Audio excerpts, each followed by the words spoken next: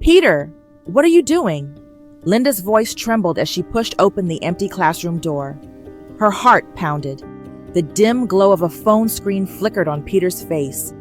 He jumped up, eyes wide with guilt.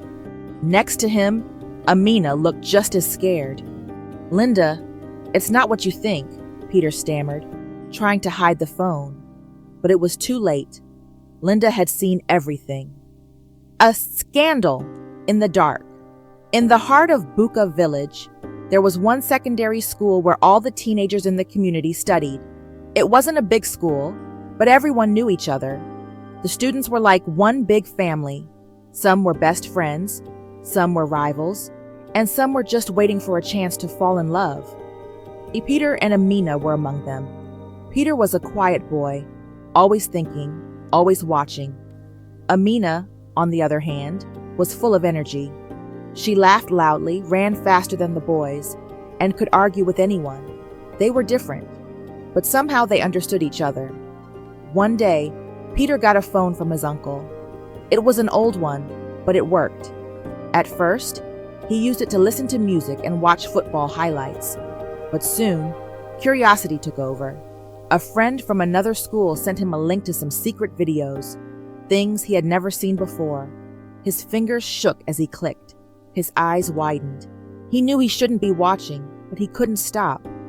Amina, come see this, he whispered one afternoon, showing her the screen behind the school toilets. Amina hesitated. What is it? Just watch. She leaned in. At first, she laughed, thinking it was a joke, but as the video continued, her face changed. Peter, this is not right. Come on, Peter insisted. Everyone is watching these things. From that day, a dangerous habit began. Peter and Amina started sneaking off during lunch breaks to watch more. They whispered about what they saw, wondering what it all meant. Was this love? Was this how adults behaved? Their innocent minds were confused. But secrets don't stay hidden for long in a village. Linda, Amina's best friend, noticed the change. Amina was quieter. Peter looked nervous. Something wasn't right. And then, on that fateful afternoon, she followed them. Now, standing in the dark classroom, her chest tightened. Peter, Amina, this is bad? Really bad. Peter swallowed hard. Please don't tell anyone. Linda didn't know what to do. If she kept quiet, they would continue. If she spoke, their lives could change forever. She had to decide. Linda took a deep breath. This has to stop. Do you even know what you're doing? Amina looked down. We were just curious. Curious? Linda shook her head. This is serious. If a teacher catches you, you could get expelled. What if your parents find out? Peter crossed his arms, trying to act unbothered, but his voice betrayed him. It's not like we're hurting anyone. Not yet, Linda shot back. But what if this changes you? What if... A sharp noise cut through their whispers. Footsteps. Someone was coming. Panic rushed through them. Amina grabbed Peter's arm. Hide the phone! The classroom door creaked open. It was Mr. Okoro, the strictest teacher in the school. His eyes scanned the room, and then they landed on them. What are you three doing here? Linda's throat went dry. Peter and Amina froze. Mr. Okoro stepped forward. Speak now, or I will find out myself. Peter hesitated. His fingers clenched around the phone in his pocket.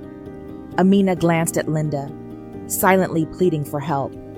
We were just talking, Linda said quickly, forcing a nervous smile. Mr. Okoro's eyes narrowed. Talking? In a locked classroom? Do you think I was born yesterday? He stepped closer, his gaze sharp. Peter, empty your pockets. Now. Peter's heart pounded. He could feel the sweat forming on his forehead. He knew if he handed over the phone, everything would be over. Amina's hands trembled. Sir, please, now! Mr. Okoro's voice thundered through the room. Slowly, Peter reached into his pocket, his breath shaky. He could hear his heartbeat in his ears.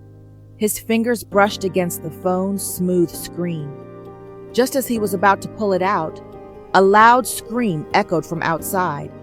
Mr. Okoro turned sharply toward the window. The students in the yard were gathering near the school gate, shouting and pointing at something. He frowned. "Stay here. I'll deal with you later." With that, he rushed out of the classroom. The moment he was gone, Peter let out a breath he didn't realize he was holding. "That was close," Amina whispered. Linda shook her head. "No, this isn't over.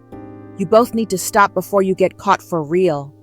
Peter looked at his phone, his mind racing. Maybe Linda was right. Maybe it was time to stop. But could he? Peter sighed. He knew the truth. The videos had changed how he thought about relationships. He looked at Amina. They used to laugh and talk about dreams. Now things felt different. It wasn't fun anymore. "Maybe Linda's right," Amina whispered. "This is making us hide, making us scared. It's not love. It's not happiness." Peter nodded. He pulled out his phone, looked at it for a long time, then handed it to Linda. "Delete everything. I don't want this anymore." Linda's face softened with relief. "This is the right choice, Peter. You'll thank yourself later." That evening, Peter told his uncle the truth.